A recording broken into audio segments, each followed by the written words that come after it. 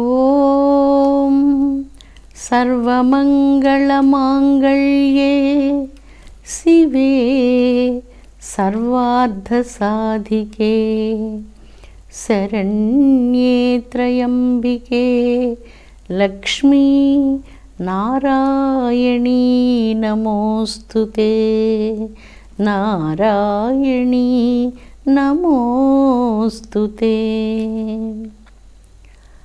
అమృతాత్మ స్వరూపులైన మీ అందరికీ మీ తల్లి అవ్యాజ్యమైనటువంటి మాతృప్రేమను అందిస్తూ గాయత్రి మంత్రంలో నీ అన్న బీజ మంత్రాన్ని గురించి మనం చెప్పుకుంటున్నాం. ఈ పవిత్రమైనటువంటి బీజమంత్రం సూక్ష్మ గ్రంథిని వికసింపచేసి ధన వైభవ శక్తులను సాధకులకు అనుగ్రహించేటువంటిది. ఈ గ్రంథి వికాసం జరగనప్పుడు మానవ జీవితంలో అలక్ష్మి కష్టపెడుతూ ఉంటుంది. జీవితంలో నిరాశ, నిస్పృహ, దుఃఖం ఇలాంటివి ఆవరించి ఆ నిరుత్సాహంలో దిక్కుదోచనటువంటి పరిస్థితి ఏర్పడుతుంది. అలాంటప్పుడు ఎన్నో రకాలైనటువంటి మంచి అవకాశాలను చేజేతులారా చేజార్చుకుంటూ జీవితంలో కష్టపడవలసి వస్తుంది. అందుకే బుద్ధిప్రదాత్రి మహాలక్ష్మీదేవి, విద్యాదాయిని, ధనదాయిని, అన్నిటినీ ప్రసాదించేటువంటి మహాదాయిని ఆ మహాలక్ష్మీదేవి. మహాలక్ష్మీదేవి వైకుంఠంలో శ్రీ మహావిష్ణువు యొక్క పాదాల సన్నిధానంలో కూర్చొని ఆ మహావిష్ణువునకు పాదసేవ చేస్తూ ఉంటుంది. చాలా వినయాన్ని ప్రకటిస్తూ ఉన్నది లక్ష్మి. లక్ష్మి యొక్క ఆ దివ్య స్వభావమే విష్ణు వక్షస్థలాన్ని ఆశ్రయించి అనంతమైనటువంటి ప్రకాశాన్ని తన హృదయంలో ధరించినటువంటి వాడు విరాట్ పురుషుడైనటువంటి శ్రీ మహావిష్ణువు. ఆ వినయం మనందరికీ ఆదర్శం కావాలి. ప్రాచీన కాలంలో ఒక దేశంలో ఒక మహారాజు తన ప్రజలను చాలా కన్నబిడ్డల వలె పరిపాలిస్తూ ఉండేవాడు. ఆ రాజుగారు పరిపాలించే రాజ్యంలో గ్రామం మీద కొన్ని పులులు పడి ఆ ప్రజలను, అక్కడ ఉన్నటువంటి జంతువులకు అపకారం చేస్తున్నందువలన మహారాజు ఆ పులులను నిగ్రహించేందుకు కొంత సైన్యంతో అరణ్యానికి బయలుదేరాడు. రాజు చాలా దినాలుగా ఆ గ్రామాల్లోనే ఉండడం వలన సరైన ఆహారం లేనందువలన అతడు చాలా ఆకలి దప్పులతో బాధపడుతూ ఉన్నాడు. ఆ సందర్భంలో ఒక ఋషి ఆశ్రమానికి వెళ్ళి ఒక మహర్షిని చూచి ఆయనకు నమస్కరించి, మహర్షి, నేను చాలా ఆకలి దప్పులతో ఆశ్రమానికి వచ్చాను, కనీసం నాకు కొన్ని జలాలను ప్రసాదించండి అంటూ ప్రార్థించాడు. మహర్షి ఆ సమయంలో కన్నులు మూసుకొని మౌనంలో ధ్యానంలో ఉన్నారు. రాజును ఆయన గమనించలేదు. మరలా రెండవసారి రాజు మహర్షిని ప్రార్థించగానే మహర్షి వెంటనే కన్నులు మూసుకొనే ఇలాగా సమాధానం చెప్పాడు. ఈ దేశాన్ని ఒక మహారాజు ధర్మయుక్తంగా పరిపాలిస్తూ ఉన్నాడు. అతని ధర్మ పరిపాలనలో ప్రజలందరూ సుఖశాంతులతో వర్ధిల్లుతున్నారు. ఈ ఆశ్రమాలు, మునులు అందరూ కూడా శాంతియుతంగా జీవిస్తూ ఉన్నారు. ధర్మవర్తనుడైనటువంటి రాజు వలన మా ఆశ్రమం శాంతితో ఉన్నది. మీరు ఈ ఆశ్రమంలో ఏ చెట్టు ఆకులు భుజించినా, ఏ రకమైన కాయ భోంచేసినా రాజు యొక్క ధర్మ పరిపాలన వలన చాలా మధురంగా ఉంటుంది. ఇక్కడ ఉన్న జలాలు కూడా మధురంగానే ఉంటాయి. అందువలన వెళ్ళి స్వీకరించండి అని కన్నులు మూసుకొని ఆ మహర్షి సమాధానం చెప్పారు. అతడు ఆ దేశపు రాజుగా మహర్షి భౌతికంగా కళ్ళతో చూడనే లేదు. రాజుగారు ఆ ఆశ్రమ పరిసరాలలో ఉన్నటువంటి కొన్ని ఆకులను తుంచుకొని ఆకలికి భోంచేశారు. ఆ ఆకులు నిజంగా చాలా మధురాతి మధురంగా ఉన్నాయి. మాటలతో చెప్పలేంత మాధుర్యంతో ఉన్నాయి ఆ ఆకులు. అతడు కొన్ని పండ్లను, చేదుగా ఉన్నటువంటి పండ్లను కోసుకొని ఆ పండ్లను కూడా తిన్నారు. ఆ పండ్లు మధురాతి మధురమైనటువంటి మామిడి పండ్ల వలె ఉన్నాయి. అవి నిజానికి మామిడి పండ్లు కాదు, బాగా చేదుగా ఉన్నటువంటి పచ్చి కాకరకాయలు. ఆశ్చర్యపోతూ అక్కడ ఉన్నటువంటి వేప చెట్టుకున్న కొన్ని ఆకులను కూడా భుజించగా ఆ ఆకులు కూడా మధురంగా ఉన్నాయి. వేప ఆకు మధురాతి మధురంగా ఉన్నది. అక్కడ జలాలు అమృత తుల్యంగా ఉన్నాయి. రాజుగారు అక్కడ ఉన్నటువంటి పండ్లు, కాయలు భుజించి సంతృప్తితో వెనుదిరిగి వెళ్ళిపోయారు. కొంతకాలానికి తన రాజధానికి వెళ్ళిన తర్వాత రాజుకు అందరినీ పిలిచి ఒక మంచి విందు చేయాలి, తన గురించి మహర్షి చెప్పినటువంటి దాన్ని జనులందరికీ తెలిసేటట్లు చేయాలి అనుకున్నారు. అందుకోసంగా ఆయన ఒక పెద్ద విందు చేసి తన వంట వాళ్ళని పిలిచి ఇలాగ ఆదేశించారు: మీరు వేపాకులను తెచ్చి ఆహారం తయారు చేయండి, అదేవిధంగా కాకరకాయలను తెచ్చి ఆహారం తయారు చేయండి అని చెప్తారు. వంట వాళ్ళు ఇంతమంది రాజులను, అనేక మంది అధికారులను పిలుస్తూ వేపాకులతో కాకరకాయలతో వంట ఏం చేయగలము? అయినా రాజుగారి ఆజ్ఞ కనుక వారు వేపాకు, కాకరకాయలు ఇలాంటి చేదు పదార్థాలతో ఆహారాలన్నీ తయారు చేసి మొదట రాజుగారికి నివేదించారు. దీనిని తినగానే రాజుగారికి అవి చాలా చేదుగా అనిపించాయి. నోట్లో పెట్టుకోలేనంత చేదుగా ఉన్నాయి ఆ వేపాకుతో తయారు చేసిన ఆహార పదార్థాలు, కాకరకాయలతో చేసిన ఆహార పదార్థాలు.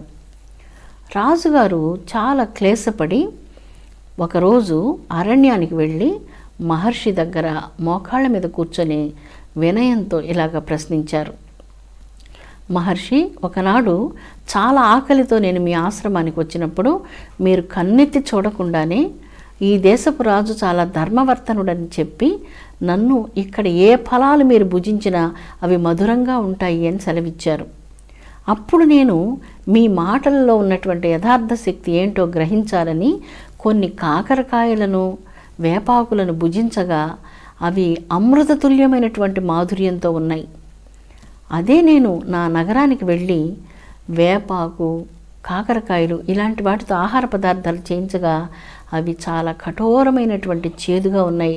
దీనికి కారణం ఏమిటి అని అడిగినప్పుడు మహర్షి చిరునవ్వుతో అక్కడ నేను అన్న భావన వచ్చినందువలన, ఇంతకు ముందున్నటువంటి ధర్మంలో ఉన్న వినయం నశించినందువలన, అణకువ తగ్గిపోయినందువలన ఆ పదార్థాలు వాటి సహజ గుణాన్ని ప్రకటించాయి. ఎప్పుడైతే ధర్మవర్తనం ఉంటుందో, అణకువ ఉంటుందో, వినయం ఉంటుందో అసాధ్యాన్ని సాధ్యం చేయవచ్చు అంటూ మహర్షి చెప్పి మౌనం వహించారు. అప్పటి నుంచి రాజు నిజమైనటువంటి ధర్మ పరిపాలన నేర్చుకొని ప్రజలను ప్రజారంజకంగా పరిపాలిస్తూ వినయ విధేయతలతో, అణకువతో ఉన్నారు. ఈ కథలో ఉన్నటువంటి అంతరార్థం మనం చూచినప్పుడు ధర్మం ఎక్కడ ఉంటుందో అక్కడ మాధుర్యం ఉంటుంది, ధర్మం ఎక్కడ ఉంటుందో అక్కడ అణకువ, వినయం చాలా మధురమైనటువంటి పరిమళాలు వెదజల్లుతూ సుగంధభరితమైనటువంటి వాతావరణాన్ని కల్పిస్తూ ఉంటాయి. వైకుంఠంలో శ్రీ మహాలక్ష్మి శ్రీ మహావిష్ణువు యొక్క పాదసేవ చేస్తూ ఈశ్వరీయం సర్వలోకానాం, సర్వలోకాలకు తల్లి అయినటువంటి మహాతల్లి జగజ్జనని మహాలక్ష్మీదేవి శ్రీ మహావిష్ణువు యొక్క పాదాల చెంత పాదాలను ఒత్తుతూ పాదసేవ చేస్తూ వినయాన్ని, అణకువను ప్రకటిస్తూ ఉన్నది. అంటే ఎంత సంపదలు కలిగినా మనిషికి వినయం కావాలి, అణకువ కావాలి, విధేయత కావాలి. ఆ విధేయత వలన, అణకువ వలన, వినయం వలన సహనం, శాంతి, ధర్మం ఇవన్నీ కూడా సంప్రాప్తిస్తాయి. వాటి వల్లనే దైవానుగ్రహం కలుగుతుంది అన్నటువంటిది మనకు ఇక్కడ వైకుంఠంలో నుంచి గోచరిస్తుంది. వైకుంఠంలో మహాలక్ష్మీదేవి శ్రీ మహావిష్ణువు పాదాల సన్నిధానంలో ఆసీనురాలవి స్వామివారి యొక్క పాదసేవ చేయడం అపురూపమైనటువంటి వినయాన్ని ప్రకటిస్తూ మనందరినీ కూడా అలాగ వినయవంతులుగా ఉండుటకు తల్లి మార్గదర్శనం చేస్తూ ఉన్నది. అందుకే మహాలక్ష్మీదేవిని ఇలాగ ప్రార్థిస్తూ తామ్మ ఆవహ జాతవేదో లక్ష్మీమనపగామిని యస్యాం హిరణ్యం ప్రభూతం గావో దాస్యోస్వాన్ వింధ్యేయం పురుషానహం. ఓ జాతవేదుడా, ఓ అగ్నిదేవ, ఓ కృపాకరుడైనటువంటి శంకర, అనుగ్రహించు, నన్ను అనుగ్రహించు. మహాలక్ష్మి ఎన్నటికీ నన్ను విడిచిపోకుండా ఉండునట్లుగా అనుగ్రహించు అంటూ ఈ చివరి శ్లోకంలో ప్రార్థించబడుతుంది. తాం ఆవహ జాతవేదో లక్ష్మీమనపగామిని యస్యాం హిరణ్యం వింధ్యేయం గామస్వం పురుషానహం. సమృద్ధమైనటువంటి సువర్ణాన్ని, సమృద్ధమైన గో సంపదలను, సమృద్ధమైనటువంటి అనేక గజ సంపదలు, అశ్వ సంపదలు, ధన సంపదలు, అనేకానేక సంపదలను ప్రసాదించినటువంటి లక్ష్మి ఎన్నటికీ విడిచిపోకుండా నా గృహంలో వసించునుగాక, నన్ను దీవించునుగాక, అలాగా నన్ను దీవించమని జాతవేదుని ఇక్కడ ప్రార్థిస్తూ ఉన్నారు. అద్భుతమైనటువంటిది ఈ ప్రార్థన. ఎప్పుడు లక్ష్మి విడిచిపోతుంది? విడిచిపోకూడదు అంటూ ప్రార్థిస్తున్నారు. ఎందుకు విడిచిపోతుంది? ఎప్పుడైతే మన హృదయంలో అవివేకంతో కూడినటువంటి అమాయకత్వం వలన అజ్ఞానం కలుగుతుందో, అవిద్య వలన, అహంకారం వలన వినయాన్ని మనం పోగొట్టుకున్నప్పుడు లక్ష్మి మనల్ని విడిచిపోతుంది. అప్పుడు అలక్ష్మి మన గృహాల్లోకి వస్తుంది. అలక్ష్మి ఉన్నప్పుడు ఆకలి, నిద్ర, అశాంతి, అనారోగ్యాలు, కలహాలు, ఛిద్రాలు, అశాంతులు, అన్ని రకాలైనటువంటి క్లేశాలు అక్కడ తాండవిస్తూ నిరంతరం కలహాలతో ఆ గృహ వాతావరణం నరకతుల్యంగా ఉంటుంది. ఎప్పుడు లక్ష్మి ఏ గృహంలో ప్రవేశిస్తుందో ఆ గృహం గాంభీర్యంగా, అందంగా, సౌందర్యంతో, శాంతితో, సంపదలతో, సమృద్ధమైనటువంటి సర్వసంపదలతో, వృద్ధితో, పుష్టితో ఉంటుంది. తల్లి అనుగ్రహించి ఆ సంపదలు స్థిరంగా ఉండాలి అంటే మనకి ఏం కావాలో ఇక్కడ ఈ శ్లోకం ద్వారా తెలియజేయబడుతుంది. ఈశ్వరీగిం సర్వభూతానాం, ఏ మహాతల్లి సర్వదేవతలందరికీ సర్వసంపదలను ప్రసాదిస్తున్నదో ఆ తల్లి ఎన్నటికీ నన్ను విడిచిపోకుండా ఉండే విధంగా జాతవేదుడా, ఈశ్వరునికే జాతవేదుడు అని పేరు. అగ్నిరూపంగా ప్రార్థించబడేటువంటి మంగళకరమైనటువంటి ఈశ్వరుని, ఆ లక్ష్మిని మమ్మల్ని విడిచిపోకుండా ఉండేటట్లుగా అనుగ్రహించు అంటూ ఇక్కడ ప్రార్థిస్తూ ఉన్నారు. అశ్వదాయి, గోదాయి, దాయి అంటే ప్రసాదించినటువంటిది. ఏ తల్లి అయితే అశ్వదాయి అశ్వాలను ప్రసాదించిందో, ఏ తల్లి గోదాయి గోవులను ప్రసాదించినదో, ఏ తల్లి సర్వసంపదలను ప్రసాదించినదో ఆ తల్లి ఎన్నటికీ మమ్మలను విడిచిపెట్టకుండా ఉండునుగాక. లక్ష్మి విడిచిపెడుతుంది. అందుకే భయంతో ఎన్నటికీ అమ్మ మమ్మల్ని విడిచిపెట్టకుండా ఉండు విధంగా అనుగ్రహించమంటూ ఈ దివ్యమైనటువంటి ప్రార్థనలతో ఋగ్వేద కాలం నుంచి భారతదేశంలో శ్రద్ధాళువులైనటువంటి వారు, శ్రీ సూక్తం విలువ తెలిసినటువంటి వారు అమూల్యమైనటువంటి ఆ శ్రీ సూక్త పఠనాన్ని వారెన్నటికీ విడిచిపెట్టరు. ప్రతి ప్రాతకాలంలో సూర్యోదయ సమయానికి ముందే ఈ శ్రీ సూక్తాన్ని పఠించడం వలన సర్వశుభాలు కలుగుతాయి. గృహ వాతావరణంలో ఉన్నటువంటి కలతలు, అశాంతి అణగారిపోతాయి. గృహ వాతావరణం మంగళకరమైనటువంటి శక్తులతో నిండిపోతుంది. లక్ష్మిని ఎక్కడైతే పూజిస్తూ ఉంటారో వ్యాపార సంస్థల్లో, విద్యా సంస్థల్లో అనేకమైనటువంటి ఎక్కడెక్కడ లక్ష్మికి పూజ జరుగుతుంటుందో లక్ష్మి ఆ ప్రదేశంలో తాండవిస్తూ ఉంటుంది. వారి వారి యొక్క కర్మానుభవాన్ని అనుసరించి వారి కర్మలను తగ్గించి అనుగ్రహించాలనేటువంటి అనుగ్రహదాయిని లక్ష్మి. అందుకే ధనదాయి, గోదాయి, మహాధనే. అమ్మ మహాధన అంటే సర్వధనాలకన్నిటికీ మూల కారణమైనటువంటి మహాధనమే మహాలక్ష్మి. అమ్మను ఏ ధనాలతో పోల్చదగినటువంటిది కాదు. ఈ ధన సంపదలు ఎన్ని ఉన్నప్పటికీ అమ్మే సృష్టికి ఒక అద్భుతమైనటువంటి సంపద. అందువల్ల సకల సంపదలు అమ్మ పాదార విందాల నుంచి ఉద్భవిస్తూ ఉన్నాయి. అమ్మ చరణ కమలాలు ఎక్కడెక్కడ సోకుతూ ఉంటాయో ఆ ప్రదేశం అంతా బంగారుమయంగా మారిపోతుంది, శాంతిమయంగా మారిపోతుంది, సమృద్ధమయంగా అవుతుంది. అందుకని ఆ పవిత్ర పాద పద్మాలను వేడుకుంటూ అశ్వదాయి, గోదాయి, మహాధనే, ధనమ్మే జుషతాం దేవి, తల్లి నీవు మహాధనవి అంటే నీకంటే సంపద మరి ఏదీ లేదు. నీవే మమ్మల్ని అనుగ్రహించి మా హృదయంలో ప్రవేశించమ్మా, మా హృదయాన్ని పవిత్రీకరించమ్మా. మా దగ్గర అణుకువ లేదు, మా దగ్గర విధేయత లేదు, మా దగ్గర అజ్ఞానం ఉన్నది, అవిద్య ఉన్నది, అహంకారం ఉన్నది. ఆ మాలిన్యాలన్నింటినీ తుడిచివేసి పరమ పవిత్రమైనటువంటి నీ చరణాంబుజాలను మా హృదయ పద్మంలో స్థాపించి మా హృదయాన్ని నీకు నిత్య నివాసంగా వనర్చుకోమంటూ అమ్మను ప్రార్థించేటువంటి ఈ శ్రీ సూక్త ప్రార్థన అమూల్యమైనటువంటి సంపద. మహాధనే అంటూ ఏ తల్లి ఒక మహాధనంగా ఈ సృష్టికి మూల కారణంగా ప్రకాశిస్తున్నదో ఆ తల్లిని మన హృదయంలోనికి రమ్మనని, మన హృదయంలో ఉన్నటువంటి అలక్ష్మీకరమైనటువంటి మాలిన్యాలను తొలగించమని వేడుకుంటూ ఉన్నాం. దానన్నింటి సారాంశం గాయత్రి మంత్రంలో నీ అన్నటువంటి బీజ మంత్రంలో నిక్షిప్తమై ఉంది. అందువలన ఈ నీకారాన్ని ఎప్పుడైతే జపిస్తూ ఉన్నారో సూక్ష్మమైనటువంటి గ్రంథి సూక్ష్మంగానే వికాసం చెందుతూ ఉన్నది.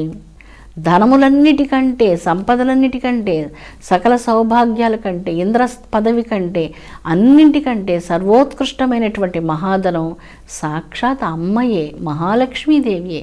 ఆ మహాలక్ష్మీదేవిని తమ హృదయంలోనికి, తమ జీవితంలోనికి అమ్మను ఆహ్వానిస్తూ, ప్రార్థిస్తూ, అమ్మ కోసం పరితపిస్తూ, తప్పులను మన్నించమని భక్తితో వేడుకుంటూ, వినయాన్ని, విధేయతను, నిరహంకార హృదయాన్ని, పవిత్ర అంతరంగాన్ని ప్రసాదించమని ప్రార్థిస్తూ ఈ శ్రీ సూక్త మంత్రాలతో జపించడం ఒక అమూల్య వరం. ఎవరైతే ప్రతినిత్యం శ్రీ సూక్తాన్ని జపిస్తూ ఉంటారో న క్రోధో నచ మాశ్చర్యం, వారి హృదయంలో మాశ్చర్యం ఉండదు, వారి హృదయంలో క్రోధం ఉండదు. శాంతలక్ష్మి వారి హృదయంలో నివసిస్తుంది. హృదయంలో కారుణ్యలక్ష్మిగా, భూత కారుణ్యలక్ష్మిగా తల్లి నివసిస్తుంది.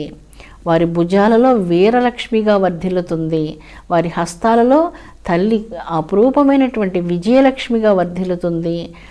శరీరంలో అన్ని భాగాలలో అష్టలక్ష్మి స్వరూపమైనటువంటి ఆ మహాధనస్వరూపిణి అయినటువంటి తల్లి విరాజిల్లుతూ జీవితాన్ని సౌభాగ్యమయం చేస్తుంది, లక్ష్మీవంతం చేస్తుంది, యశోవంతం చేస్తుంది, కీర్తివంతం అనరిస్తుంది.